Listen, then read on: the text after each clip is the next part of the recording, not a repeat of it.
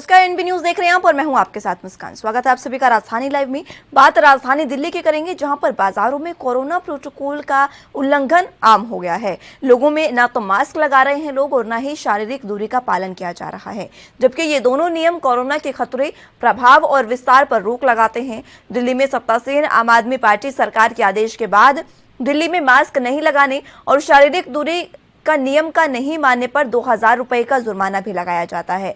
गौरतलब हो कि देश की राजधानी दिल्ली के बाजारों में भारी भीड़ और कोरोना नियमों के उल्लंघन के मामले लगातार सामने आ रहे हैं। और इसी बीच इससे पहले बुधवार तक के लिए कमलानगर इलाके के कोल्हापुर रोड मार्केट और इनर सर्कल मार्केट को भी बंद कर दिया गया था। देश की राजधानी दिल्ली में गुरुवार को कोरोना के नए मामलों की संख्या अब काफी कम हो गई है। वहीं दिल्ली में पिछले 24 घंटे में 49 नए मामले सामने आए, जबकि इस दौरान एक मरीज की मौत कोरोना संक्रमण के कारण हुई। यहां कोरोना संक्रमण दर 0.08% है। 24 घंटे में कोरोना से एक मौत दर्ज हुई है और इसके साथ ही कोरोना से दिल्ली में हुई मौतों का आंकड़ा 25,040 हो गया है। दिल्ली में कोरोना के एक्टिव मरीजों की संख्या इस समय 585 है और इसमें से होम आइसोलेशन में 176 मरीज हैं, जबकि सक्रिय कोरोना मरीजों की दर लगातार 11वें दिन 0.04% रही और इसी के साथ रिकवरी दर लगातार 7वें दिन 98.21% रही है।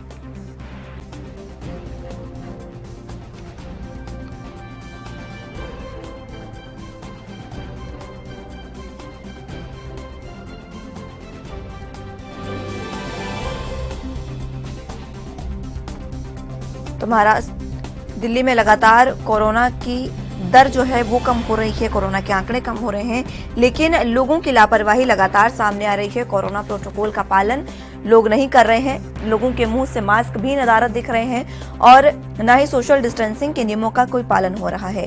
हालांकि दिल्ली सरकार ने 2000 रुपए का जुर्माना भी लगाया है। अगर कोई नियम नहीं मानता है तो उस पर 2000 रुपए का जुर्माना लगाया जाता है, लेकिन बावजूद इसके लोगों में कोरोना का कोई खौफ नहीं है। लोग सरेआम कोरोना नियमों का उल्लंघन करते नजर आ रहे हैं। बता दें कि देश की राजधानी दिल्ली के बाजारों में भारी भीड़ और कोरोना नियमों के उल्लंघन के मामले लगातार सामने आ रहे थे और इसी के मद्देनजर कई बाजारों को बंद भी किया गया है। कई मुख्य बाजारों को बंद कर दिया गया सरकार द्वारा और अब जिस तरीके के मामले सामने आ रहे हैं, उनसे कहा जा सकता है कि कोरोना की तीसरी लहर जिसका खतरा बना हुआ है,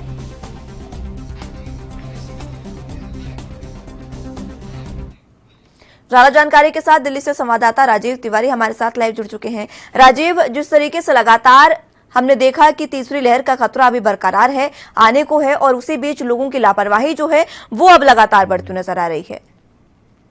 देखिए, बिल्कुल सही कहा आपने। यहाँ पर बात करें जिस तरीके से लगातार जो है कोरोना की गाइडलाइन जरूर कैसे बढ़ाती जा रही है और लगातार कहीं ना कहीं उसके अंदर छूट भी दी जा रही है, मगर जिस तरीके से सरकारें लगातार अनलॉक की प्रक्रिया अपना रही है और लोगों को छूट दी जा रही है, बाजारों के अंदर जाने की अनुमति दी गई है, मगर जिस तरीके से कह सकते हैं नियमों का उल्लंघन किया जा रहा है वो कहीं ना कहीं शर्मनाक जरूर है। क्योंकि जिस तरीके से पटेल नगर की बात करें, लक्ष्मी नगर की बात करें, लाजपत नगर की बात करें, इन तमाम बाजारों के अंदर जनता जो है वो नियमों का पालन नहीं कर रही है, जिसकी वजह से कोरोना की जो गाइडलाइन है उसका भी नियमों की धज्जियां उड़ाई जा रही है और जो दुकानदार हैं वो भी कहीं ना कहीं अपने ना ग्राहकों को ना ही अपने आप को मेंटेन करते हुए नजर आ रहे हैं। क्योंकि जिस तरीके से बाजारों के अंदर भीड़ है उससे साफ जाहिर है आने वाली जो तीसरी लहर है उससे कहीं ना कहीं खतरा बन चुका है और कहीं ना कहीं इसी को लेकर विशेषज्ञों की भी राय यही है कि लोग बाग जो है वो नियमों का पालन करें और सरकार भी यही कह रही है कि 110 दिन लगभग 110 दिन कहीं ना कहीं नियमों का पालन करें ताकि जो तीसरी लहर है उससे बचाव हो सके। मगर जिस तरीके से लापरवाही देखने को मिल रही है उससे साफ जाहिर है तीसरी लहर समय से पहले भी आ सकती है। जी बिल्कुल। और देखिए, सबसे बड़ी खास बात यह है कि लोग समझने को तैयार नहीं है। हमने पहली लहर भी देखी है, दूसरी लहर भी देखी है,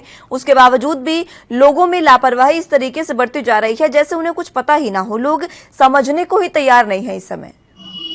देखिए, बिल्कुल सही कहा आपने। यहाँ पर बात करें जिस तरीके से नियमों की, तो नियम जनता जो है वो फॉलो करना नहीं चाहती है, या फिर सीधे सीधे कहें तो या वो उनके ऊपर जो सख्ती होनी चाहिए थी, या फिर तो कहें जो 2000 रुपए का जुर्माना था मास्क को लेकर वो कहीं ना कहीं एक डर का विषय था। मगर जिस तरीके से अब जनता लापरवाही दिखा रही है उससे साफ जाहिर है स्थिति बहुत ज्यादा जो समय तक अच्छी नहीं चल सकती और कहीं ना कहीं ये समय बिगड़ता हुआ नजर आएगा, क्योंकि जिस तरीके से दूसरी लहर के अंदर देखने को मिला था लगातार स्थिति बिगड़ी हुई थी, अस्पतालों के अंदर हालात बुरे थे और कहीं ना कहीं ऑक्सीजन को लेकर, दवाइयों को लेकर, बेडों को लेकर लगातार कहीं ना कहीं जनता जो है सरकार से गुहार लगा रही थी और सरकार उनके लिए कुछ नहीं कर पा रही थी। मगर वही स्थिति अगर तीसरी लहर में बनती है तो कोई स्थिति और ज्यादा बिगड़ेगी और तीसरी लहर के लिए दिल्ली सरकार हो या फिर केंद्र सरकार हो या फिर और राज्य की सरकार हो, तमाम जनता को जगाने की कोशिश कर रही है, जहां तक जागरूक रहने की कोशिश करी जा रही है। मगर जो बाजारों के अंदर जिन जिन अधिकारियों को होना चाहिए या जिनको सख्ती बरतनी चाहिए वो कहीं ना कहीं लापरवाही कर रहे हैं, जिसकी वजह से जनता जो है बाजारों के अंदर बिल्कुल लापरवाही करती नजर आ रही है। और यही स्थिति दिल्ली के सभी बाजारों के अंदर देखने को मिले, चाहे वो सदर बाजार हो, लक्ष्मी नगर हो, पटेल नगर हो या फिर कहें लाजपत नगर हो या फिर कहें कह सकते हैं और बाजार हो, तमाम बाजारों के अंदर यही स्थिति। और आज शनिवार है, शनिवार को भी लगभग काफी हद तक साप्ताहिक बाजार लगते हैं और जो रविवार है, रविवार को भी काफी हद तक साप्ताहिक बाजार लगते हैं, फुटपाथ बाजार लगते हैं। कहीं ना कहीं उनके अंदर भी सख्ती बरतनी चाहिए, मगर अभी तक सरकार की तरफ से या कहीं जो अधिकारी होने चाहिए उनकी तरफ से लापरवाही देखने को मिल रही है। मगर जब मीडिया संज्ञान लेती है और उसके बाद में जब खबर चलाई जाती है तो कहीं ना कहीं फिर बाजारों को बंद किया जाता है। और यही स्थिति अब पटेल नगर के अंदर भी है। कह सकते हैं 23 जुलाई से लेकर और 27 जुलाई तक के लिए बाजार को बंद कर दिया गया है। जी बाजारों को एक बार फिर से बंद किया गया है राजीव, और उसका सबसे बड़ा कारण हम खुद ही हैं, क्योंकि हम खुद ही कोरोना नियमों का पालन नहीं कर रहे हैं। अगर नियमों के अनुसार ये बाजार चलते तो शायद अब लोगों को इतनी परेशानियां ना होती, क्योंकि जरूरी जो सामान की वस्तु हैं सिर्फ उनको छोड़कर तमाम बाजार बंद हो गए हैं। फिलहाल ये भी जानना चाहूंगे कि जिस तरीके से प्रशासन की भी लापरवाही यहाँ पर सामने आई है, प्रशासन भी अपनी जिम्मेदारी को निभाने में पूरी तरीके से नाकाम साबित हुआ है। देखिए, बिल्कुल सही कहा आपने। ये बात करें सरकार की तो सरकार की तरफ से जो वैक्सीन की सुविधा होनी चाहिए उसमें देरी होती नजर आ रही है। यहाँ तक कि दिल्ली सरकार के पास वैक्सीन नहीं है, केंद्र सरकार की तरफ से वैक्सीन नहीं दी जा रही थी। सबसे बड़ी कमी तो सरकार की हुई। दूसरी कमी हुई उन अधिकारियों की जिनको बाजारों के अंदर सख्ती करनी चाहिए थी, वो अधिकारी भी कहीं ना कहीं सरकारों को देख के ही वो भी लापरवाही करते नजर आ रहे हैं। और तीसरी लापरवाही है जनता की। जो जनता जो है वो पहले सरकारों को देखती है कि उनके लिए वैक्सीन उपलब्ध नहीं कराई जा रही, दूसरा बाजारों के अंदर सख्ती नहीं की जा रही है अधिकारियों के द्वारा, तो जनता कहीं ना कहीं लापरवाही उनके तरफ से भी करती हुई नजर आ रही है। मगर जिस तरीके से जनता लापरवाही कर रही है उससे साफ जाहिर है स्थिति बहुत ज्यादा बिगड़ी हुई है और कहीं ना कहीं उसको संभालने के लिए कहीं ना कहीं जनता को ही जागरूक होना पड़ेगा। और यही चीज हमने पहली लहर के अंदर भी देखने को मिला था और दूसरी लहर में जब लॉकडाउन लगाया गया था तो जनता ने काफी हद तक सहयोग दिया था और लोगों ने अपने आप को मेंटेन किया था, घरों में बंद किया था, तो कहीं ना कहीं स्थिति फिर कंट्रोल में हुई। मगर अगर स्थिति बिगड़ती है तो फिर दोबारा से जनता को ही अपने ऊपर अंकुश लगाना होगा। मगर जहां पर जनता जिस तरीके से लापरवाही कर रही है और बाजारों को बंद किया जा रहा है उससे साफ जाहिर है कहीं ना कहीं स्थिति बिगड़ सकती है और जनता को समझना चाहिए। और सरकार के जो नुमाइंदे हैं जिनको बाजारों पे लगाना है उनको कहीं ना कहीं सख्ती बरतनी चाहिए, ताकि मास्क के डर से ही सही या 2000 के जुर्माने के डर से ही सही लोग बाग मास्क लगाएं, सोशल डिस्टेंसिंग का दायरा बना के रखें। जी लेकिन लोग वही नहीं कर रहे हैं और अधिकारियों की सबसे बड़ी लापरवाही यहां सामने आ रही है राजीव, कि वो खुद ही जब नियमों का पालन नहीं कर रहे हैं तो आखिर जनता को कैसे ही समझाएंगे। कई बार अधिकारी देखे गए हैं ना तो मास्क के साथ होते हैं वो, ना ही सोशल डिस्टेंसिंग मेंटेन की जाती है, और इस बीच हमारे पास वैक्सीनेशन की भी फिलहाल कमी है। देखिए, बिल्कुल सही कहा आपने। यहाँ पर सबसे बड़ी हमने बताया कि 3 कमी है सबसे बड़ी, एक पहली सरकार की, दूसरी अधिकारियों की, तीसरी जनता की। तो यहाँ पर तीनों ही तरफों से कमी देखने को मिल रही है और तीनों ही तरफों से लापरवाही भी देखने को मिल रही है। मगर यहाँ पर तीनों ही यानी कि सरकार और अधिकारी और जनता तीनों ही मिलकर अपने आप पर अंकुश लगाएं, बाजारों को अंदर सख्ती बरते ताकि स्थिति को जो कंट्रोल किया जा सके। मगर जिस तरीके से स्थिति बिगड़ रही है उससे समय लगता है कि तीसरी लहर जो है वो समय से पहले आएगी और कहीं ना कहीं जो बच्चों के लिए खतरा है, क्योंकि बच्चों तक वायरस सिर्फ बड़े ही ले जा सकते हैं और बड़े ही बाहर जब लापरवाही करेंगे तो वायरस जो है बच्चों तक पहुंचेगा और कहीं ना कहीं स्थिति फिर बिगड़ेगी। जी लेकिन इस बिगड़ती स्थिति को संभालना भी हमारे ही हाथ में है राजीव। लेकिन सरकारें इसको लेकर देखिए चिंतित है या नहीं, कुछ नहीं कहा जा सकता।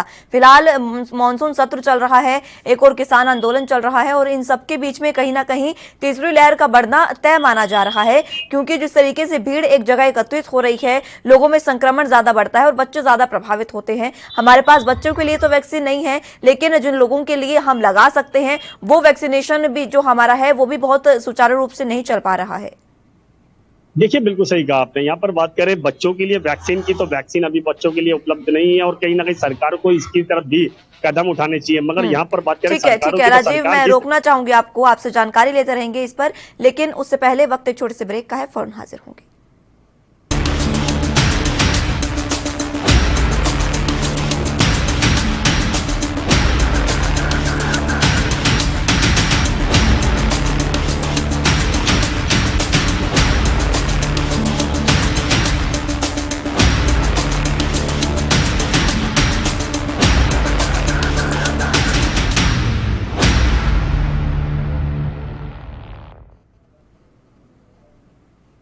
ब्रेक के बाद एक बार फिर से स्वागत है आप सभी का राजधानी लाइव में हमारे साथ संवाददाता राजधानी से जुड़े हुए हैं राजीव, जिस तरीके से हम वैक्सीनेशन की बात कर रहे थे, जो बच्चों के लिए वैक्सीन की फिलहाल जो है वो अभी हमारे पास नहीं आई है और बड़ों के लिए भी जो वैक्सीन है उसमें भी काफी कमी दिखाई दे रही है। देखिए, बिल्कुल सही कहा आपने। यहाँ पर बात करें सरकार की तरफ से कहीं ना कहीं बच्चों की वैक्सीन उपलब्ध करानी चाहिए थी, मगर अभी तक बच्चों के लिए वैक्सीन नहीं है, तो कहीं ना कहीं खतरा बच्चों के लिए ज्यादा बना हुआ है। और बात करें बड़ों की, तो जिस तरीके से वैक्सीन का जो टीकाकरण चल रहा है वो कहीं ना कहीं बहुत ज्यादा स्लो है। रफ्तार से टीकाकरण चल रहा है, इससे लगता नहीं है कि समय से पहले यानी तीसरी लहर से पहले बड़ों तक भी टीकाकरण पहुंच पाएगा।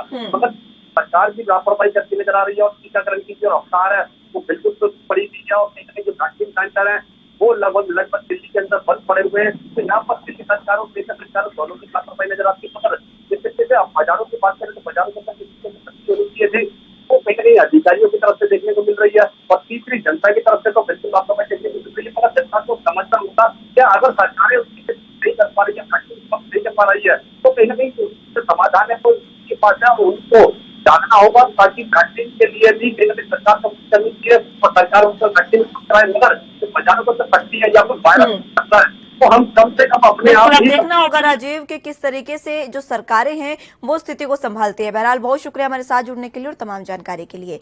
तो अब बात महाराष्ट्र की करेंगे, जहां पर लगातार हो रही बारिश से राज्य के कई हिस्सों में जल प्रलय की स्थिति खड़ी हो गई है। राज्य के रायगढ़ और रत्नागिरी इलाके में हालात काफी खराब हो गए हैं।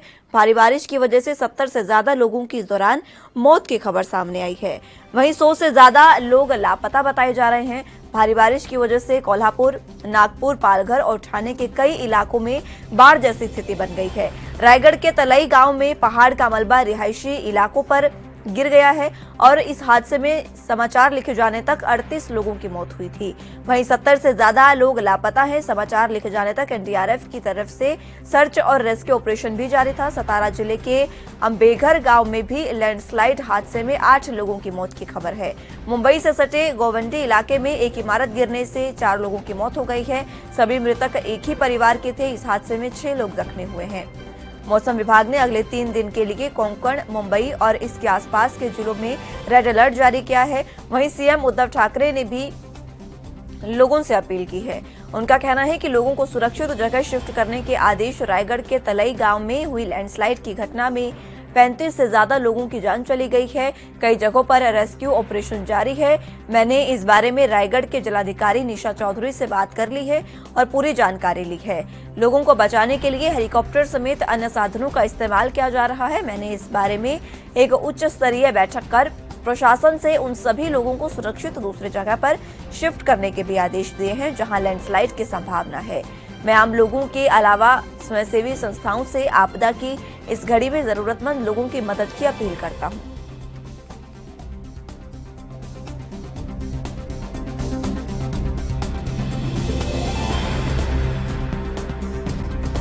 तो महाराष्ट्र में लगातार जिस तरीके से बारिश हो रही है उसकी तस्वीरें भी आपको दिखा रहे हैं। लैंडस्लाइड की ये तस्वीरें, कई जगह ऐसी बड़ी घटनाएं हुई है। हालांकि हर साल यही तस्वीरें हैं। बारिश की वजह से इस तरीके के हादसे साल दर साल होते नजर आते हैं। बहुत ज्यादा बारिश मुंबई में होती है जिसकी वजह से लैंडस्लाइड भी हुई और एक इमारत ढह जाने से भी कई लोगों की मौत हुई है। भारी बारिश की वजह से कोल्हापुर, नागपुर, पालघर और ठाणे के कई इलाकों में बाढ़ जैसी स्थिति बन गई है। 100 से ज्यादा लोग फिलहाल लापता बताए जा रहे हैं और 70 से ज्यादा लोगों की मौत की खबर भी सामने आई है। और इसी के साथ रायगढ़ के तलई गांव में पहाड़ का मलबा रिहायशी इलाकों पर गिर गया। ये भी बड़ा हादसा बारिश की वजह से हुआ जिसमें 38 लोगों की मौत की खबर सामने आई थी। वहीं 70 से ज्यादा लोग लापता बताए जा रहे हैं। एनडीआरएफ का सर्च ऑपरेशन और रेस्क्यू अभियान पूरे तरीके से जारी है। एनडीआरएफ की टीमें लगातार लोगों को बचाने में जुटी हुई है। और इसी के साथ मुंबई से सटे गोवंडी इलाके में भी एक इमारत के गिरने से 4 लोगों की मौत हुई। सभी मृतक एक ही परिवार से हैं और इस हादसे में 6 लोग जख्मी हुए हैं।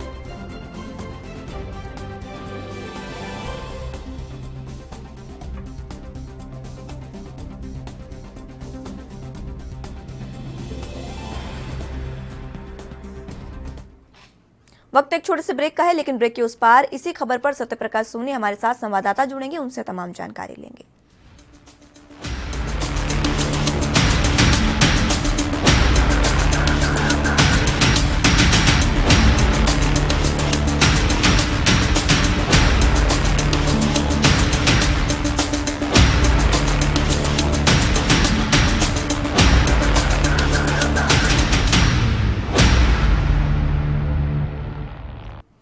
ब्रेक के बाद एक बार फिर से स्वागत है आप सभी का। बात महाराष्ट्र की कर रहे थे, जहां पर लगातार बारिश हो रही है और बारिश की वजह से कई बड़े हादसे हुए हैं। इसी पर संवाददाता सत्यप्रकाश सोनी हमारे साथ मुंबई से लाइव जुड़ चुके हैं। सत्यप्रकाश, फिलहाल जिस तरीके से लगातार मुंबई में बारिश हो रही है, इस वजह से कई जगहों पर बड़े हादसे भी हुए हैं और इन्हीं हादसों में फिलहाल क्या कुछ अपडेट? देखिए मुस्कान, महाराष्ट्र के पश्चिमी जो इलाके हैं, कोंकण इलाके, खासकर पालघर, कोल्हापुर, सोलापुर और जो है रायगढ़, उसके बाद सतारा, उसके बाद महाड़ की स्थिति बिल्कुल जल प्रलय जैसी बन चुकी है। जिस तरह से कल दिन भर और परसों की रात लगातार बारिश हुई है, ऐसे में तमाम जनजीवन अस्त व्यस्त हुआ है। कई सड़कें जो है क्षतिग्रस्त हुई है, कई लोगों की मौत होने की खबर आई है। लगभग जिस तरह से एनडीआरएफ और वहां की जिला अधिकारी ने जानकारी दी है कि महाड़ में जो है करीब 36 से 38 लोगों की मौत हुई है, जबकि सतारा में 12 लोगों की मौत हुई है और मुंबई की गोवंडी में 6 लोगों की मौत हुई है, जिसमें 4 लोग एक ही परिवार के शामिल है। और स्थितियां लगातार बिगड़ती जा रही है। हालांकि अभी भी मानसून लगातार कायम है। देर रात में भी झमाझम बारिश हुई है, उसके बाद भी जिला अधिकारी और तमाम जो एनडीआरएफ की टीम है या एसडीआरएफ की टीम है लगातार कोशिश और राहत बचाव कार्य कर रही है, क्योंकि निचले जो महाराष्ट्र के पश्चिमी इलाके हैं उनको अभी भी खाली करवाया जाए है। लिहाजा जिस तरह से मानसून विभाग ने 3 दिन की और सत्यप्रकाश, रायगढ़ में पहाड़ का मलबा गिरा था और इसी के साथ लैंडस्लाइड्स की भी घटनाएं सामने आई है। इन सभी घटनाओं में रेस्क्यू ऑपरेशन जो एनडीआरएफ का है वो किस तरीके से शुरू है और फिलहाल कितने लोगों को बचा लिया गया है और कितने लोगों की यहाँ पर मौत की खबर सामने आई है? देखिए मुस्कान, महाड़ में जो भूस्खलन हुआ था, जिसमें 35 से करीब 40 घरों पर जो भूस्खलन हुआ था, जिसमें करीब 38 लोगों की मौत हुई, इस तरह की जानकारी मिली है। लेकिन उसके बाद एनडीआरएफ और एसडीआरएफ के सहित मुंबई की महाराष्ट्र की जो लोकल सेवा है वो कहीं न कहीं भेजा गया। हालांकि स्थानिक लोगों से भी मदद ली जा रही है कि लोगों को जल्द से जल्द रेस्क्यू कर सुरक्षित स्थान पर पहुंचाया जाए। फिलहाल जानकारी मिली है कि करीब से 70 से 80 लोगों को बचाया भी गया, जबकि यह भी जानकारी मिली है कि अभी भी 70 से 80 लोग लापता है, उनकी खोज और तलाश जारी है। जी और भी कई ऐसे मामले सामने आए हैं। दीवार भी ढही थी सत्यप्रकाश, उसमें क्या कुछ अपडेट है और किस तरीके से जो एनडीआरएफ और एसडीआरएफ है उनका अभियान जारी है? देखिए महाड़ से सटा हुआ सतारा जो इलाका है, सतारा में भी इस तरह का भूस्खलन हुआ था, दीवार गिर गई थी जिसमें 12 लोगों की मौत हुई है। हालांकि वहां पे स्थिति इतनी नाजुक नहीं थी। जिस तरह से देखा गया कि चिपलुन और महाराष्ट्र के जो कोंकण इलाके हैं, खासकर रायगढ़ जो प्रभावित हुआ है, उसमें ज्यादा दिक्कतें आ रही क्योंकि रास्ते कट गए हैं। ऐसे में एनडीआरएफ को खासा दिक्कतें हो रही थी। लेकिन जिस तरह से महाराष्ट्र सरकार ने रक्षा मंत्री राजनाथ सिंह से बात की और ज्यादा से ज्यादा सैन्य मुहैया करवाने की मांग की है और ये बताया जा रहा है कि हेलीकॉप्टर के द्वारा लोगों को रेस्क्यू किया गया है और आज रात में भी काफी लोगों को रेस्क्यू करके सुरक्षित स्थान पहुंचाया गया है। लेकिन जिस तरह से मानसून विभाग ने कहा कि आने वाले 3 दिनों में भी इसी तरह की बारिश हो सकती है, लिहाजा उसको देखते हुए तमाम जो आसपास के नजदीकी तटीय इलाके थे उनको भी खाली करवा लिया गया है। कई लोगों को सुरक्षित स्थान पर पहुंचाया गया है। लेकिन जिस तरह से बताया गया कि फूड पैकेट लगातार देर रात तक बांटा गया है। और इसी के साथ और क्या कुछ तैयारियां फिलहाल सरकार ने की है, क्योंकि सीएम उद्धव ठाकरे ने देखिए तमाम आदेश उन्होंने दिए हैं तभी सभी लोगों को सुरक्षित स्थानों पर पहुंचाने के, और भी उन्होंने खुद बताया कि किस तरीके से उन्होंने प्रशासनिक अधिकारियों के साथ बैठक भी की है और निर्देश भी दिए हैं। जाहिर तौर पर देखिए मुस्कान, जब स्थिति बेकाबू थी तभी महाराष्ट्र सरकार ने कह दिया था कि किसी भी हालत में किसी की मौत नहीं होना चाहिए। लेकिन किसी को यह पता नहीं था कि इतना बड़ा भूस्खलन होगा और एक नहीं 2-2, 3-3 जगह इस तरह की स्थिति पैदा हो सकती है। लिहाजा 70 से 80 लोगों की मौत के बाद 100 लोग लापता होने की जानकारी बिल्कुल, और अब देखना होगा कि इस पे सरकार की आगे क्या रणनीति है और क्या कुछ सरकार करती है। बहुत शुक्रिया सत्यप्रकाश हमारे साथ जुड़ने के लिए और तमाम जानकारी के लिए। तो अब बात मध्य प्रदेश के इंदौर की करेंगे, जहां पर गर्भवती महिलाओं के लिए कोवैक्सीन टीकाकरण की शुरुआत शुक्रवार से हुई है। जहां रिमझिम बारिश के बीच शहर के चयनित टीकाकरण केंद्रों पर गर्भवती महिलाओं की भीड़ देखी गई। इंदौर जिला स्वास्थ्य अधिकारी डॉक्टर BS सेतिया ने शुक्रवार को बताया कि इंदौर में 23 जुलाई शुक्रवार से रजिस्ट्रेशन ऑनलाइन बुकिंग से कोरोना से बचाव के लिए टीकाकरण की शुरुआत हो चुकी है। डॉक्टर सेतिया ने बताया कि प्रत्येक मंगलवार और सोमवार को भी गर्भवती महिलाओं की जांच के साथ साथ उन्हें कोविड-19 संक्रमण से बचाव के लिए टीका लगाया जाएगा। अगर गर्भवती स्त्री कोविड संक्रमित हो चुकी है तो उसे प्रसव के बाद ही तुरंत टीका लगाया जाएगा। अगर किसी महिला को एलर्जी या अन्य कोई जोखिम के लक्षण हैं तो ऐसी स्थिति में टीका नहीं लगाया जाएगा और टीका लगने के बाद सुमन हेल्प डेस्क के माध्यम से 20 दिन तक महिलाओं का फॉलोअप भी लिया जाएगा और कोविड-19 टीकाकरण की एंट्री एमसीपी कार्ड पर की जाएगी।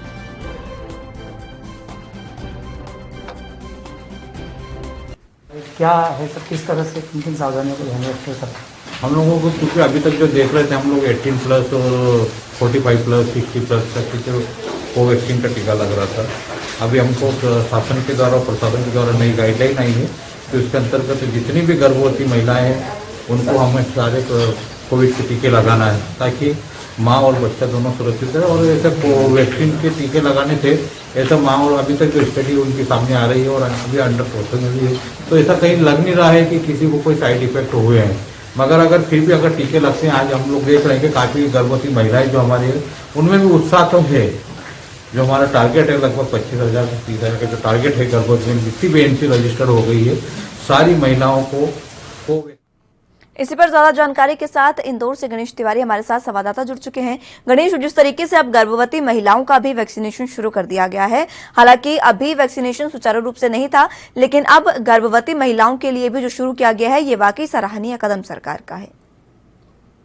देखिए मुस्कान, लंबे समय के बाद जहां 18 प्लस उम्र के सभी लोगों को वैक्सीन लगाई गई थी, लेकिन जो गर्भवती महिलाएं थी उनको वैक्सीन नहीं लगाई जा रही थी। और अब जो है 23 तारीख से यानी कि कल शुक्रवार से जो है अब गर्भवती महिलाओं को भी वैक्सीनेशन का जो कार्य है वो लगाया जाना प्रारंभ हो चुका है पूरे मध्य प्रदेश में। और इसी कड़ी में अब बात करें अगर तो मंगलवार और शुक्रवार को अब गर्भवती महिलाओं को वैक्सीन लगाई जाएगी। जहां हालांकि मध्य प्रदेश में अगर देखा गया कई जगह और कई क्षेत्रों में गर्भवती महिलाओं ने, हालांकि कल जरूर कम महिलाएं ही आई क्योंकि कल बारिश का माहौल था और ऐसे में मध्य प्रदेश के कई हिस्सों में लगातार बारिश जारी थी, तो वहां पर महिलाएं हालांकि कम आई। लेकिन अगर इंदौर की बात करें तो इंदौर में हालांकि काफी तादाद में महिलाएं वहां पर पहुंची और बढ़ चढ़कर हिस्सा लिया महिलाओं ने। जहां मध्य प्रदेश के मुख्यमंत्री शिवराज सिंह चौहान ने कल से जो गर्भवती महिलाओं को लेकर दिशा निर्देश दिए थे कि शुक्रवार से यानी कि 23 तारीख से महिलाओं को जो गर्भवती महिलाएं हैं उनको वैक्सीनेशन लगाई जा रही है। तो अब ऐसे में मुख्यमंत्री शिवराज सिंह चौहान के दिशा निर्देश के बाद जो है गर्भवती महिलाओं को वैक्सीन लगाई जाना प्रारंभ हो चुका है और ऐसे में कल से प्रारंभ किया गया है। वहीं अगर गर्भवती महिलाओं की बात करें तो हालांकि उन्हें 20 दिन का ऑब्जर्वेशन पर रखा जाएगा, यानी कि उनको पूरी तरह से निगरानी पर रहेंगी गर्भवती महिलाएं की अगर किसी वजह से उन महिलाओं पे कोई भी संक्रमण का खतरा या फिर अन्य किसी तरह का खतरा मंडराता है तो उनका समुचित इलाज किया जा सके। जी मुस्कान। बिल्कुल। और आगे किस तरीके की जिस तरीके से बताया गया है कि एमसीपी कार्ड पर एंट्री होगी और उनका महिलाओं का आगे 20 दिन तक फॉलोअप भी लिया जाएगा कि उन्हें किसी तरीके की दिक्कतों का सामना ना करना पड़े।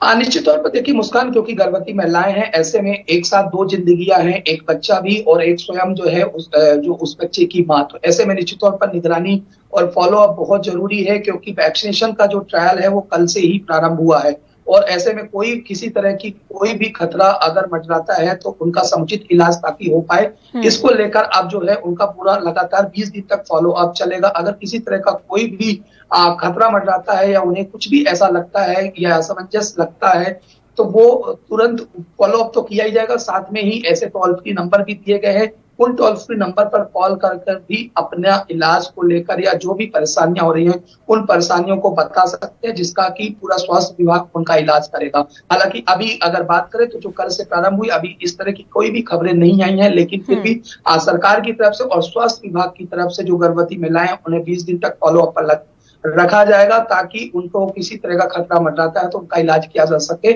और इसी कड़ी में अब जो है मध्य प्रदेश में प्रत्येक मंगलवार और शुक्रवार को अब गर्भवती महिलाओं को भी वैक्सीनेशन जो है वो कोविशील्ड, हालांकि यहाँ पर वैक्सीनेशन की बात करें तो गर्भवती महिलाओं को वैक्सीन लगाई जा रही है। बिल्कुल। और देखना होगा कि अब जिस तरीके से गर्भवती महिलाओं को टीकाकरण शुरू किया गया है सरकार इसमें कितना सफल होती है। बहरहाल बहुत शुक्रिया हमारे साथ जुड़ने के लिए गणेश और तमाम जानकारी के लिए। तो फिलहाल के लिए राजधानी लाइव में मेरे साथ बस इतना ही। आप जुड़े रहिए एनबी न्यूज के साथ। नमस्कार।